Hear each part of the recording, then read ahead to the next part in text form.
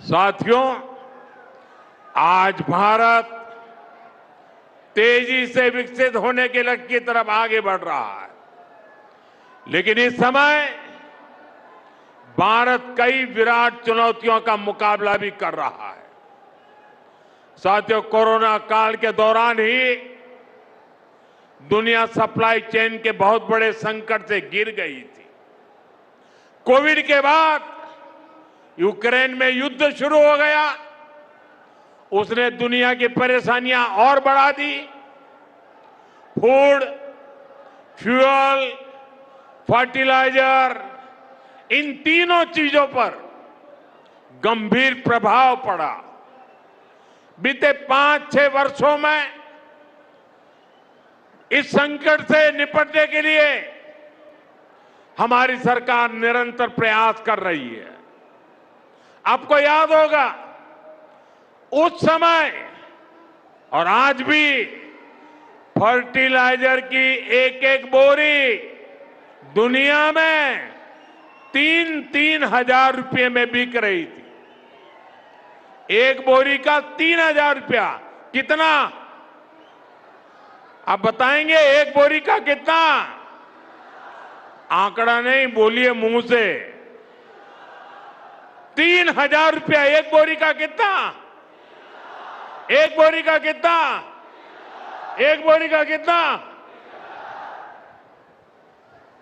और भारत के किसानों को वही खाद की बोरी 300 से भी कम रुपये में दी जा रही है। 3,000 के सामने 300 रुपये में। सप्लाई चेन की इन मुश्किलों के बीच पिछले 2 महीने से हमारे पड़ोस में ही इतना बड़ा युद्ध चल रहा है। इसका असर पूरी दुनिया पर पड़ा है और भारत पर तो और भी गंभीर असर हुआ है। साथियों, भारत के पास बड़े बड़े तेल के कुएं नहीं है। हमें अपनी जरूरत का पेट्रोल, डीजल, गैस, ये सब बहुत बड़ी मात्रा में दुनिया के दूसरे देशों से, बाहर से मंगाना पड़ता है। युद्ध की वजह से पूरी दुनिया में पेट्रोल, डीजल, गैस और फर्टिलाइजर के दाम बहुत अधिक बढ़ चुके हैं, आसमान को भी पार कर गए हैं। अड़ोस पड़ोस में देशों में क्या हाल है वो तो अखबारों में आता है।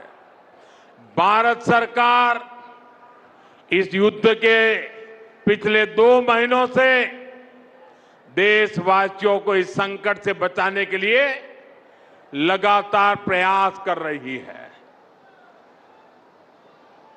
नागरिकों पर बोझ न पड़े, इसके लिए सरकार सारा बोझ सरकार खुद अपने कंधे पर उठा रही है।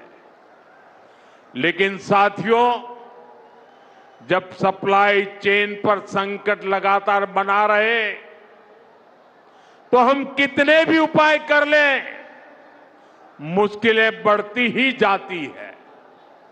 इसलिए अब देश को सर्वोपरि रखते हुए, मां भारती को सर्वोपरि रखते हुए हमें एकजुट होकर के लड़ना होगा। हमें याद रखना है, देश के लिए मरना ही सिर्फ देशभक्ति नहीं होती है। देश के लिए जीना और देश के प्रति अपने कर्तव्यों को निभाना, वो भी देशभक्ति होती है। इसलिए वैश्विक संकट के इस समय में हमें कर्तव्यों को सर्वोपरि रखते हुए कुछ संकल्प लेने होंगे और उन संकल्पों को पूरे समर्पण भाव से पूरा करना होगा। जैसे एक बड़ा संकल्प है पेट्रोल डीजल का संयम से इस्तेमाल करना। साथियों, हमें पेट्रोल डीजल का उपयोग कम करना होगा। शहरों में जहां मेट्रो है वहां हम तय करें कि हम मेट्रो का ही उपयोग करेंगे, ज्यादा से ज्यादा मेट्रो में ही जाएंगे। अगर कार में ही जाना जरूरी है तो फिर कार पूल करने का प्रयास करें और भी लोगों को साथ बिठा ले। अगर हमें कहीं सामान भेजना हो तो कोशिश करनी है कि वह ज्यादा से ज्यादा रेलवे गुड्स के जो ट्रेन होती है रेलवे की सर्विसेज से भेजें, ताकि इलेक्ट्रिक रेलवे होने के कारण पेट्रोल डीजल की जरूरत नहीं पड़ती है। जिन लोगों के पास इलेक्ट्रिक व्हीकल है वो भी कोशिश करें कि इलेक्ट्रिक व्हीकल का ज्यादा से ज्यादा उपयोग करें। साथियों, हमने कोरोना के समय में वर्क फ्रॉम होम की, ऑनलाइन मीटिंग्स की, वीडियो कॉन्फ्रेंस की, ऐसी अनेक व्यवस्थाएं विकसित की और हमें आदत भी हो गई थी। आज समय की मांग ऐसी है कि उन व्यवस्थाओं को हम फिर से शुरू करें तो वो देश हित में होगा। Work from home, online conferences, virtual meetings, इनको हमें फिर से प्राथमिकता देनी है। साथियों, आज जो संकट है उसमें हमें विदेशी मुद्रा बचाने पर भी बहुत जोर देना होगा, क्योंकि दुनिया में पेट्रोल डीजल इतना ज्यादा महंगा हो गया है, पहले से कई गुना ज्यादा कीमतें बढ़ गई है। तो हम सबका दायित्व है कि पेट्रोल डीजल की खरीद पर जो विदेशी मुद्रा खर्च होती है, पेट्रोल डीजल बचाकर हमें वो मुद्रा भी बचानी है। इसके लिए हमारे छोटे छोटे प्रयास भी देश की बहुत मदद कर सकते हैं। जैसे आजकल जो विदेशों में शादियों का, विदेशों में घूमने का, विदेशों में वैकेशन पर जाने का मिडिल क्लास में कल्चर बढ़ता जा रहा है। हमें तय करना होगा कि जब ये संकट का काल है और हमारी देशभक्ति हमें ललकार रही है तो कम से कम 1 साल के लिए हमें विदेशों में जाने की बातों को टालना चाहिए। भारत में बहुत सारी जगह है, वहां हम जा सकते हैं। बहुत कुछ भारत में किया जा सकता है। इस बेटी को नीचे बिठाइए, उसे थक जाएगी। उस बेटी को बिठाइए। वो थैंक यू बेटा, थैंक यू। बैठिए, आप नीचे बैठिए। मैंने देख लिया बेटा, उसको देख लिया, अब आप बैठ जाइए। हाँ, इस छोटी बच्ची को क्यों परेशान करते हो भाई? इन बच्चों को बैठने दीजिए प्लीज। बच्चों को परेशान मत कीजिए जी। साथियों, हमें विदेशी मुद्रा बचाने के जो भी रास्ते हम लोग अपना सकते हैं हमें बचाना होगा। साथियों, गोल्ड यानी सोने की खरीद एक और पहलू है जिसमें विदेशी मुद्रा बहुत अधिक खर्च होती है। एक जमाना था जब संकट आता था, कोई युद्ध होता था तो लोग देश हित में सोना दान दे देते थे। आज दान की जरूरत नहीं है, लेकिन देश हित में हमको ये तय करना पड़ेगा कि साल भर तक घर में कोई भी फंक्शन हो, कोई भी कार्यक्रम हो, हम सोने के गहने नहीं खरीदेंगे, सोना नहीं खरीदेंगे। विदेशी मुद्रा बचाने के लिए हमारी देशभक्ति हमें चुनौती दे रही है और हमें इस चुनौती को स्वीकार करते हुए विदेशी मुद्रा को बचाना होगा। साथियों, ये समय एक और बड़े सबक का भी है। एक समय था जब हम कॉपर एक्सपोर्ट करते थे, लेकिन आज भारत के सामने स्थिति ऐसी बन गई कि अब हमें कॉपर को भी इंपोर्ट करना पड़ता है।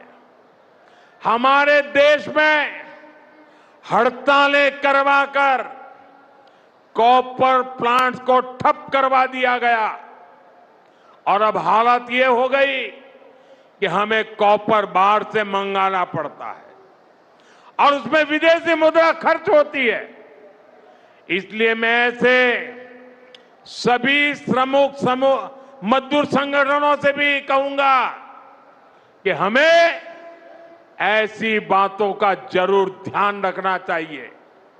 भारत को आत्मनिर्भर बनने से जो भी कदम रोकते हैं, उनमें हमें दूरी बनानी होगी और जो लोग ऐसी साजिशों में जुटे हैं, उन पर भी कड़ी नजर रखनी होगी। मैं देश की अदालतों से भी आग्रह करूंगा कि ऐसी स्थिति आने पर देश हित में हमें कोई ना कोई रास्ता निकालने की तरफ बढ़ना चाहिए। साथियों, ऐसे ही खाने के तेल का भी है। इसके आयात के लिए भी बहुत बड़ी मात्रा में हमें विदेशी मुद्रा खर्च करनी पड़ती है। हर परिवार अगर खाने के तेल में खाने का तेल का जो उपयोग करता है, अगर वो कुछ कमी करे, मैंने बार बार कहा है 10% कम करो। अगर हम तेल खाना कम करें ना, तो भी वो देशभक्ति का बहुत बड़ा काम है। आप देश सेवा में योगदान दे सकते हैं और इससे देश सेवा भी होगी और देह सेवा भी होगी। इससे देश के खजाने का स्वास्थ्य भी सुधरेगा और परिवार के हर सदस्य का स्वास्थ्य भी अच्छा रहेगा। साथियों, विदेशी मुद्रा की खपत वाला एक और सेक्टर हमारी खेती है। हम बहुत बड़ी मात्रा में बाहर से केमिकल फर्टिलाइजर इंपोर्ट करते हैं। केमिकल फर्टिलाइजर खेती के कारण हमारी धरती मां को बहुत पीड़ा हो रही है। हमारे खेत बर्बाद हो रहे हैं। अगर आज हम अपने खेत को नहीं बचाएंगे तो भविष्य में फसलों पर भी खतरा आ जाएगा। इसलिए बहुत जरूरी है कि हम केमिकल फर्टिलाइजर की खपत 25%, 30%, 40%, 50% उसको घटाए, आधी कर दें और हम उसके साथ साथ नेचुरल फार्मिंग की तरफ बढ़ें। हम फर्टिलाइजर का उपयोग कम करके विदेशी मुद्रा भी बचा सकते हैं और साथ साथ अपने खेत को बचा सकते हैं, हमारी ये धरती मां को बचा सकते हैं। और यह हमें करना ही होगा। आज वैश्विक संकटों से जो चुनौतियां आई है, हमें उन चुनौतियों को परास्त करना होगा। साथियों, भारत सरकार खेतों में डीजल पंप की जगह सोलर पंप की योजना चला रही है। हम खेतों में डीजल पंप की जगह सोलर पंप का उपयोग करने का जोर देना होगा। मैं कोविड काल में भी आग्रह करता था कि हम स्थानीय चीजें खरीदें, वोकल फॉर लोकल के मंत्र को लेकर चले। हम मेड इन इंडिया चीजें खरीदकर भी विदेशी मुद्रा बचा सकते हैं और हमारे देश में स्थानीय उत्पादन की कोई कमी नहीं है। चाहे जूते हो, पर्स हो, बैग हो, हमें स्वदेशी पर बल देना चाहिए। और मैं ये नहीं कह रहा कि जो आपके पास विदेशी चीजें खरीदी हुई है, विदेशी ब्रांड की है, उनको जाकर के फेंक दो, ऐसा मैं नहीं कह रहा हूं। लेकिन मेरा आग्रह है कि नए विदेशी प्रोडक्ट हमें नहीं खरीदने चाहिए। और वाकई हमें कई बार अंदाजा तक नहीं होता कि रोजमर्रा की कितनी सारी चीजें विदेशी है जो हम ऐसे ही यूज कर रहे हैं।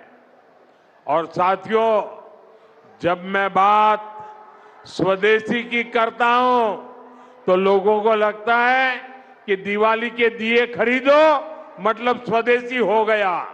ये तो भ्रम फैलाने वाली बातें हैं, इसे सफलता नहीं मिलती है। हमें घर के उपयोग में आने वाले सामान की लिस्ट बनानी है। देखना चाहिए कितनी विदेशी चीजें घुस गई है, पता ही नहीं है। कैंची हो, कंघी हो, छोटी छोटी चीजें, टूथपिन, टूथब्रश, कितना सारा सामान विदेश से हमारे घर में घुस गया है। फिर इस लिस्ट से हमें हो सके उतना जल्दी स्वदेशी में बदलना चाहिए। साथियों, ये बातें सिर्फ एक सरकार, एक दल, एक व्यक्ति की नहीं है। ये बीजेपी का भी मुद्दा नहीं है, ये देश का मुद्दा है। और इसके लिए हर नागरिक, हर राजनीतिक दल, हर सरकार, हर समाज, हर संगठन को संकल्पबद्ध होगा। मैं मीडिया के साथियों से भी देश हित में आगे आने के लिए आग्रह करूंगा।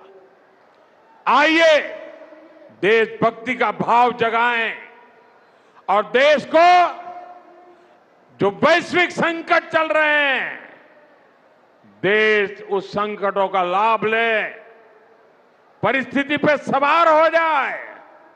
ऐसा वातावरण बनाने के लिए हमें योगदान देना होगा और तभी जाकर के देश सफल होगा। ऐसे संकल्प जब हर नागरिक पूरी ईमानदारी से सिद्ध करेगा तो भारत हर संकट में जरूर विजयी होगा।